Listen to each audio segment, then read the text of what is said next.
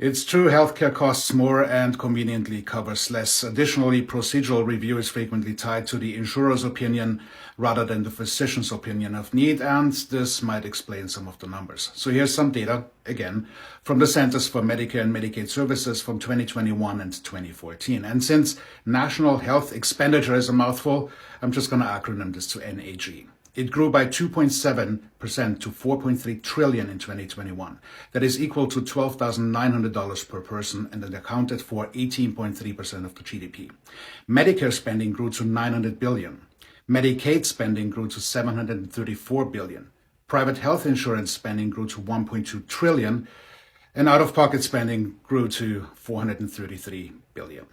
Prescription drug spending increased to $378 billion in 2021, accelerating by 3.7% over 2020. But let's also look at some of the demographics. The elderly accounted for approximately 34% of medical spending in 2014, and yes, the data is, of course, dated there, but it's only become more expensive since. Personal healthcare spending, or PHC, for the 65 and older population was $19,100 in 2014, and that's over 5 times higher than the spending per child, which was $3,700, and almost 3 times the spending per working age person, which was $7,100.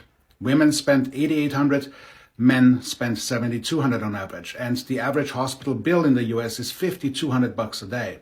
And 66.5% of personal bankruptcies are related to medical debt. So I'll end this with restating the conundrum. Given the numbers at hand, the absence of universal health care is hurting the majority, while it benefits really only the select minority.